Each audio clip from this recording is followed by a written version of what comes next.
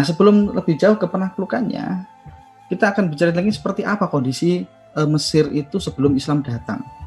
Nah, Mesir ini merupakan sebuah negeri yang merupakan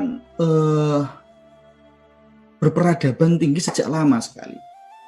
Ya, menurut sejarah itu sekitar tahun 3100 sebelum Masehi, Mesir ini sudah ada peradaban di sana.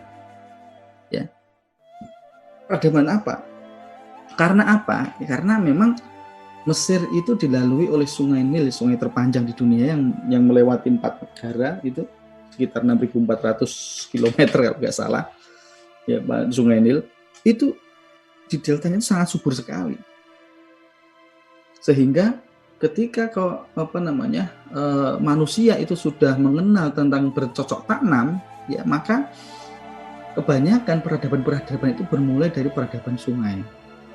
Ya, misalnya peradaban Sungai Kuning di Cina, kemarin ya Mesopotamia, Persia, itu juga di Sungai Tigrisnya, Sungai Efrat. Kemudian, nah di peradaban Mesir ini ya dimulai di peradaban yang dimana bercocok tanam, agraris. Ya, karena apa?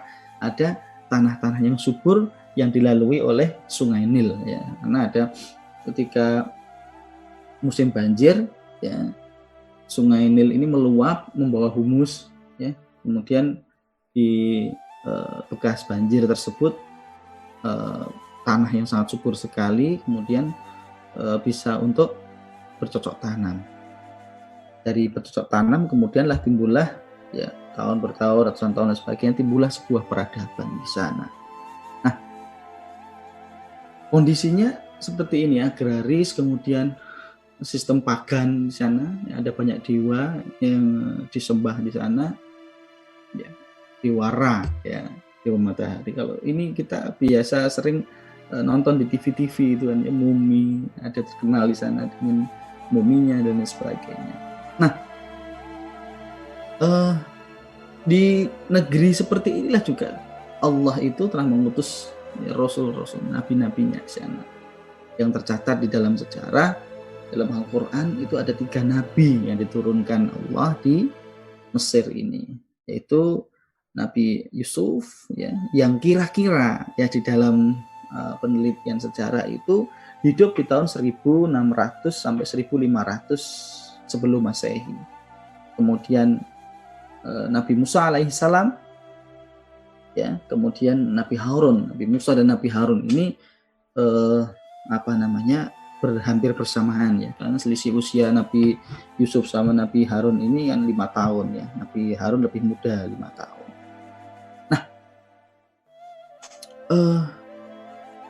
kepemimpinan di sana itu, ya, jadi ada mengenal sebuah negara itu, ya, hampir ketika Menes dan Tebes itu menyatukan kekuasaan Mesir atas dan Mesir bawah itu menjadi sebuah negara, itu kerajaan. Nanti memang banyak sekali dinasti-dinastinya, ya.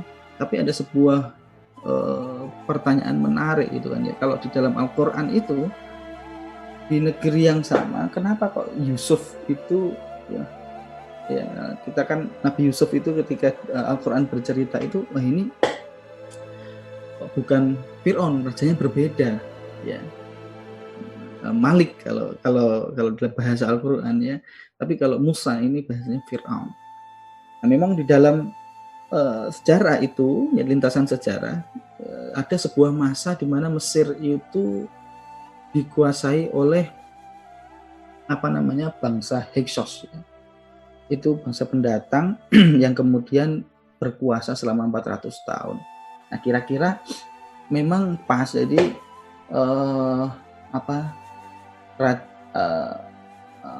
ketika Nabi Yusuf, ya, kemudian hijrah sampai Mesir, ya, beliau itu dilahirkan di Palestina, ya, oleh seorang nabi juga, Nabi Yakub.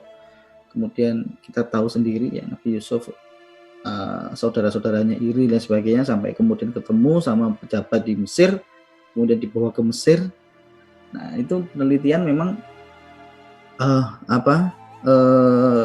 Nabi Yusuf itu pemimpinan pada saat itu memang belum karena penamaan Fir'aun juga itu di masa kerajaan baru, yaitu abad-abad 15 sebelum Masehi, ya, atau 100 tahun setelah Nabi Yusuf diutus. Nah, itu baru kemudian gelar Fir'aun itu ada, yaitu setelah penguasa Hyksos, ya, kemudian runtuh, ya, di masa Nabi Yusuf. Kemudian ada penguasa new kerajaan baru, ya, seperti itu. Nah, barulah kemudian gelar Fir'aun itu disematkan oleh raja-raja kepada raja-raja setelahnya. Kemudian inilah kemudian Nabi Musa, di masa Nabi Musa alaihissalam ini memang ini ya banyak sekali ya data-data penelitian dan sebagainya. Fir'aunnya siapa? Seperti itu. Nah, ketika Nabi Musa ini memang penelitian terakhir yang mungkin ya yang paling kuat itu ya antara yang melihara Nabi Musa itu kan dihanyutkan, ya, kemudian dipelihara oleh orang istana. Orang istana inilah yang namanya di dalam sejarah itu adalah Ramses, ya. Ramses II, seperti itu. Nah, kemudian ternyata jadi yang memelihara atau yang membesarkan Nabi Musa di istana Ramses II, kemudian yang tenggelam ketika Nabi Musa, ya, melewati laut, ya, itu ternyata bukan Ramses, bukan raja yang sama, bukan Fir'aun yang sama, tapi penguasa pada waktu itu memang berbeda, ya, sama-sama Fir'aunnya, ya, tapi berbeda yang menguasai pada waktu itu, ya, Menepteh, ya, itu. Karena apa? Karena ada penelitian bahwa kalau Ramses ini matinya itu di dalam muminya itu juga tidak ada sebab-sebab atau tidak ada bekas-bekas bahwa dia itu pernah tenggelam kayak gitu. Jadi ada mumi, ya, mumi setelah Ramses II berkuasa itu ada Menepteh itu ada bekas-bekas jejak-jejak garam, ya. Kemudian diyakini bahwa periode Nabi Musa diasuh itu oleh Ramses II, ya. Kemudian ketika Nabi Musa mendapatkan wahyu itu kan kemudian sampai ke kematian, ya, melarikan diri, kemudian balik lagi ke Mesir. Nah, disitulah sudah berganti penguasa, ya, itu penguasanya Menepteh.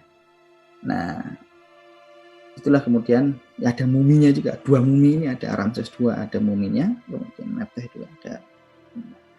Nah, kemudian sampailah kemudian masa-masa Mesir itu kemudian dikuasai oleh Romawi, yaitu sejak tahun 30 sebelum Masehi itu Mesir dalam tentu dijajah oleh Romawi, dikuasai oleh Romawi, ya, sampai masanya memang lama, sampai pembebasan Islam, ya, sampai Islam itu datang ke Romawi itu sendiri, Mesir, ya, membebaskan dari penguasaan Romawi. Tapi memang ada di masa dari rangkaian panjang penguasaan Romawi, ya, itu ada Persia di sana, yaitu ketika perang Romawi Persia itu 19 kalau nggak salah, ya, itu pernah dikuasai sebentar, ya, oleh Shahrbanz, itu kan jenderalnya Persia yang terkenal itu. mungkin sekitar 10 atau 15 tahunan lah, itu Mesir sempat dikuasai oleh Persia. Tapi kemudian direbut kembali di masa Heraklius. Itu nantinya ketika Heraklius menjadi kaisar Romawi, itu kemudian bisa mengalahkan Persia lagi. Akhirnya Mesir dikuasai kembali oleh Heraklius. Heraklius pun itu karirnya juga dari Mesir ini. Heraklius itu kan ketika sebelum menjadi kaisar, ya, sebelum menjadi kaisar Romawi, dia menjadi gubernur Mesir dulu. Karir awalnya di sini. Nah, kemudian setelah ada ontrang-ontrangan ya di kekaisaran Romawi, ya, kaisar dibunuh oleh anak itu, ada pemberontakan di sana. Kemudian Heraklius memimpin revolusi. Ya, kemudian akhirnya sampai kepada Heraklius ini menguasai tampuk kekuasaan di Romawi. Nah, seperti itu ya kondisinya di Mesir seperti. Jadi yang menguasai pada waktu itu adalah Romawi, yang dimana bukan bangsa asli Mesir, ya, secara beratusan tahun, ya, ratusan tahun di zaman sampai ini. Nah, kemudian setelah mulailah kemudian dimulainya ekspedisi penaklukan Mesir, ya. Awal-awalnya memang Amr bin As, ya, Umar bin Khattab, ya, itu memerintahkan Amr bin As setelah penguasaan kaum muslimin, ya, Palestina, Al-Quds kemarin, ya, di pertemuan episode awal kita, pembebasan Palestina dan Syam yang juga dikuasai oleh Romawi, Bizantium. Itu mau nggak mau ya harus nyebrang ke Mesir, ya. Karena kalau mau penguasaan Palestina dan Syam itu stabil, ya harus udah ada yang ganggu lagi. Ya, sementara Bizantium pada saat itu masih menguasai Mesir. Nah, ketika pembebasan sampai Gaza, kemudian sampai ke Rafah, ya, Afin, kemudian Amr bin As mengirim surat kepada Umar bin Khattab, ya Khalifah, mau izin menaklukkan Mesir, seperti itu. Nah, sebenarnya juga ketar-ketir ya Umar bin Khattab, ya. Kenapa ketar-ketir? Karena yang dibawa oleh Amr bin As ini pasukannya kecil, ya, 3.500. Dalam catatan sejarah itu cuma membawa syariah 3.500, pasukan 3.500. Nah, namun tidak seperti itu. Posisinya sebelumnya kan memang Amr bin As itu ini, ya, gubernur Palestina, ya, dan Syam. Artinya memang antara Mesir sama Syam ini, ya, berbatasan, ya. Nah, karena memang Amr bin As, kita ketahui, ya, Amr bin As ini merupakan pedagang internasional, ya, pergaulannya luas, dan jadi pernah juga berdagang ke Mesir. Di sini tahu itu posisi kekuatannya Mesir, ke jalur-jalurnya dan sebagainya itu. Yang kita ketahui kan ketika Amr bin As pada waktu itu masih kafir kan, yang melakukan negosiasi ke Habasyah itu kan bin As, ya, ngerti, ya, wawasan internasionalnya luas. Maka Amr bin As ini memilih masuk ke daerah Mesir itu melalui jalur laut, ya, jalur laut, ya. Kemudian dari Arish, ya, ini di Farma, ya, daerah pertama Mesir yang kemudian, karena Farma ini pelabuhan, ya, pelabuhan di kota Farma ini pelabuhan masuk ke Farma. Kemudian beliau terjadi perangan pertama, ya, di merebutkan kota Farma ini. Nah, di situ pasukannya Romawi udah siap-siap. Tapi memang jadi rakyat atau rakyatnya Farma, ya, kota Farma ini memang sudah menunggu-nunggu, menunggu-nunggu datangnya pasukan kaum muslimin. Ya, karena memang ini ya apa, penguasa Romawi itu juga penguasa yang jam juga, ya. Inilah kemudian membuat rakyat Romawi itu bersama menunggu kedatangan pasukan Muslim untuk membebaskan situ. Nah, setelah Varma ya kemudian ditaklukkan ya perang sengit dengan jumlah pasukan yang nggak begitu banyak yang dibawa oleh Amr bin As ini, kemudian Amr bin As melanjutkan penaklukannya ke Bilqis ya.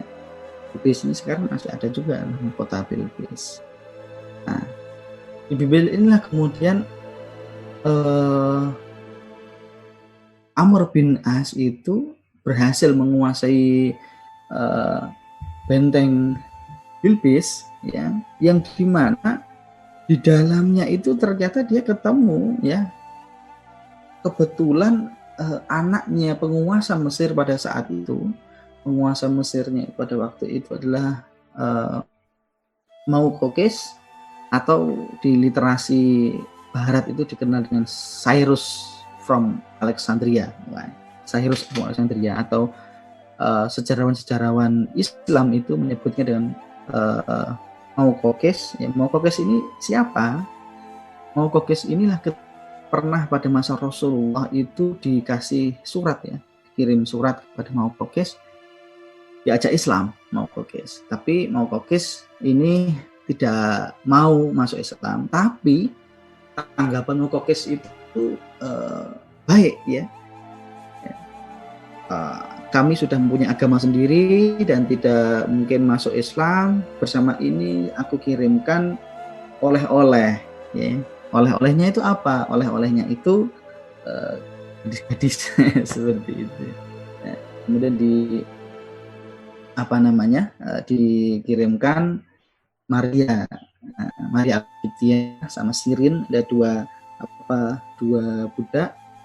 Ya, ada pendapat yang ini bukan budak atau budak, tapi pendapat ini budak, yaitu Maria Alkiptia sama Sirin. Ini saudaranya Sirin, dua perempuan ini kemudian bersama Bughal. Bughal itu perpaduan keledai dengan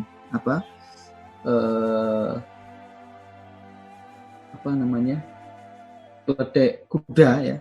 Keledai sama kuda itu kemudian kawin, namanya Bughal ya, seperti itu. Kemudian kain-kain khas produksi Mesir. Nah, ini jadi Maukokis membuat tanggapannya baik ketika dikirimi oleh surat oleh Rasulullah ini. Kemudian akhirnya kan Maria Alkiptiyah itu menjadi salah satu istri Rasulullah ya. Bahkan darinya juga lahir ya putra Rasulullah ya, walaupun dalam usia 1,5 tahun kemudian yaitu Ibrahim. Dari Maria Kiptiyah inilah yang keturunannya memang keturunan sana, yaitu beragama Kipti ya, Koptik ya. Nah, anaknya Maukokis ini itu dinikahi oleh Konstantin bin Heraklius. Anaknya Heraklius itu namanya Konstantin ya. Itu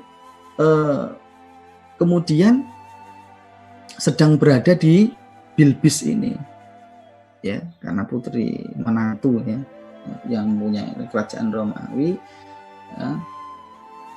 Manusia ini ditemani yang namanya Barbara ya. Kemudian saat itu sedang kebetulan jalan-jalan ke kota Bilqis. Nah, nggak tahu ya kalau kemudian akhirnya bentengnya Bilqis ini ditaklukkan oleh kaum muslimin, yang akhirnya Armanusia itu jadi tawanan kan, seperti itu. Nah, mengerti Amr bin As tahu bahwa oh ini anaknya Maukokis ya, anaknya penguasa atau gubernur Mesir pada waktu itu yang berpusat di Alexandria. Diperlakukan sangat baik sekali ya.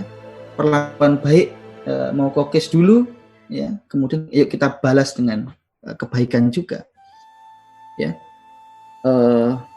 Amr bin As, ya, kemudian menjadikan Armanusyah dan rombongannya tersebut itu tidak mengambil sepeser pun dari hartanya, kemudian diantar, ya, ke bapaknya, karena memang Armanusyah ini anak kesayangannya Maukokis, ya, diantar ke sana, ya, ke Alexandria, sampai kepada Armanusyah ini sangat kagum sekali dengan adab, ya, dengan apa namanya, cara kaum muslimin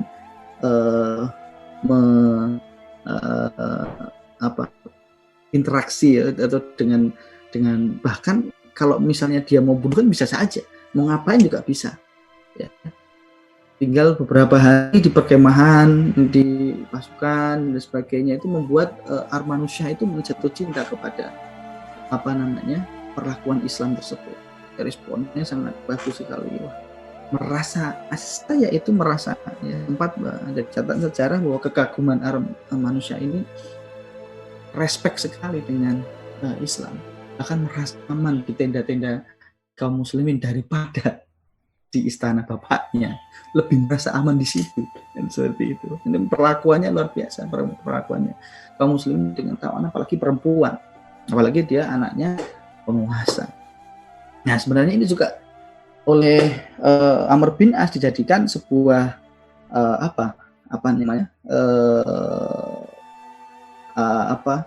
kekuatan untuk nanti negosiasi sama Mesir, ya, sama Mukaukis, ya, seperti itu, Mukaukis al-Masyri.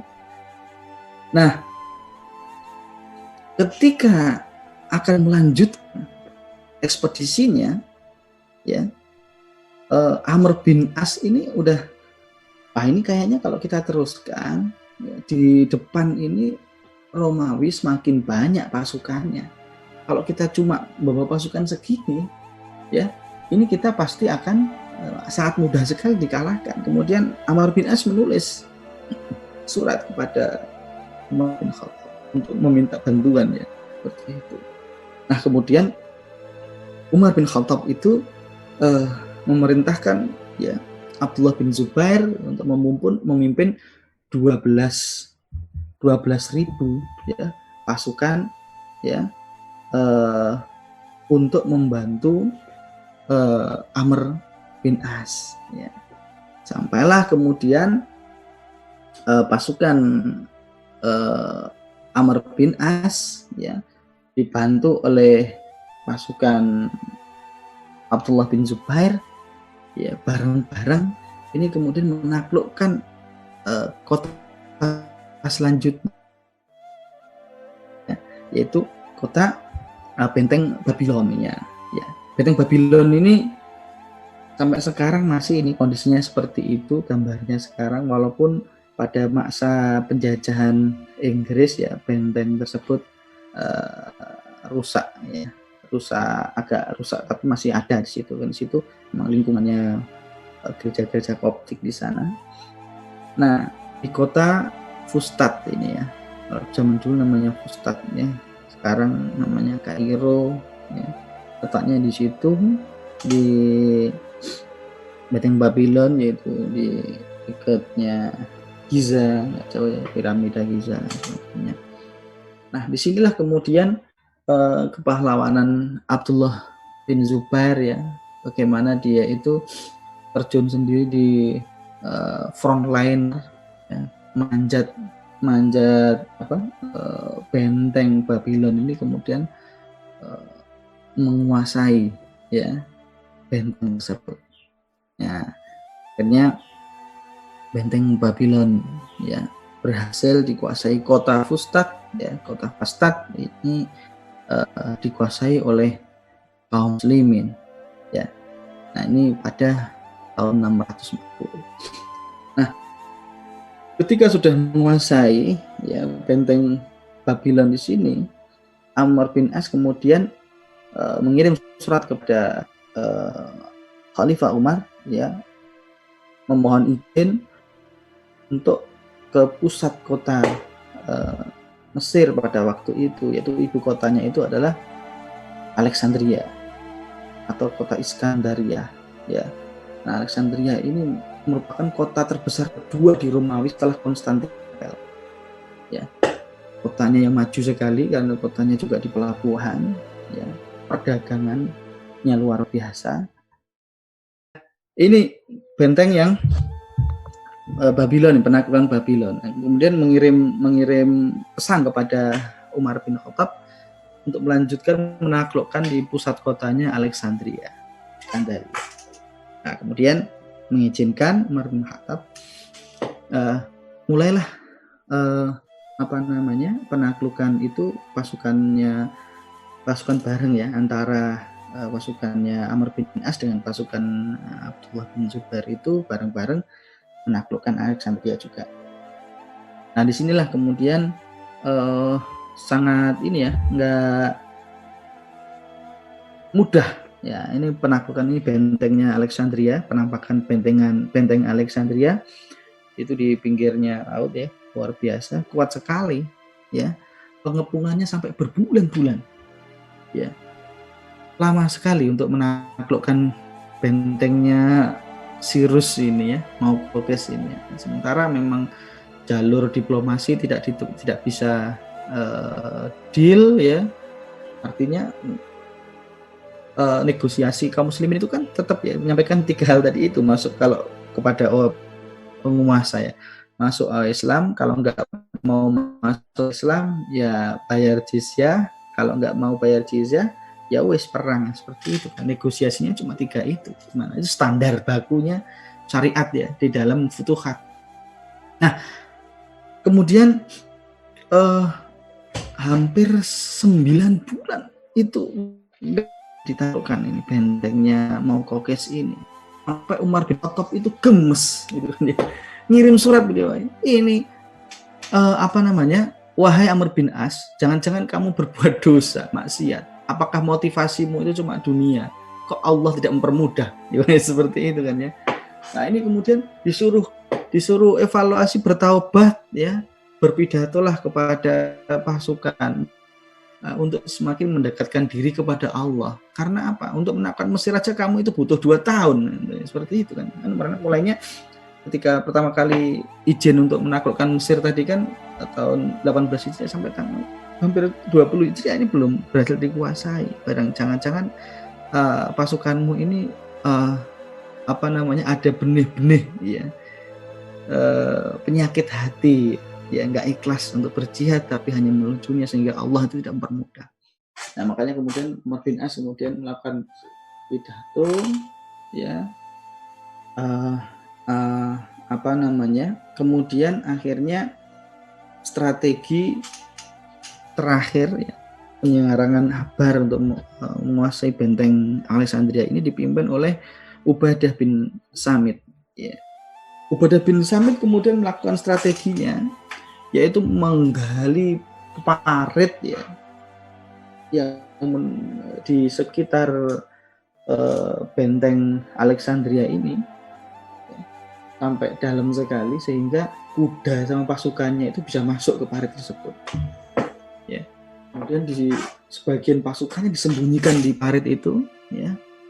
Kemudian mulailah penyerangan yang terakhir ini ya. Mereka kaget, banyak pasukan yang datang dari parit ini. Akhirnya tepatlah kemudian pada tahun 641 Masehi ini benteng Alexandria berhasil dikuasai oleh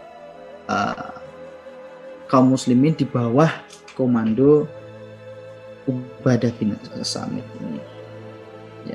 Nah, kemudian setelahnya kemudian kan ininya kota kepemimpinan itu dipindah ke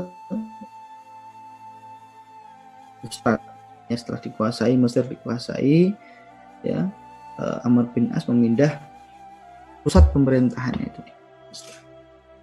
Nah, jadilah kemudian mulai tahun 641 ya sampai nanti ya, karena memang Mesir ini ceritanya juga panjang sekali, bagaimana nanti dia di bawah Fatimiyah ya, kemudian sampai kepada akhir kekhilafahan Utsmaniyah ya, itu dia dipimpin oleh Muhammad Ali yang terkenal itu ya, gubernur serasa khalifah juga ya, yang kemudian dari Mesir inilah pemberantasan gerakan Wahabi oleh Muhammad Ali ini ya, yang menyerang Najd, pasukan-pasukannya dan sebagainya, sampai kemudian menjadi negara sendiri ya, dengan semangat nasionalisme yang kita sampaikan, yang kita ingat sampai sekarang ya. Mesir sejarahnya panjang dari masa Mesir kuno sampai masa-masa kapitalis sekarang ini.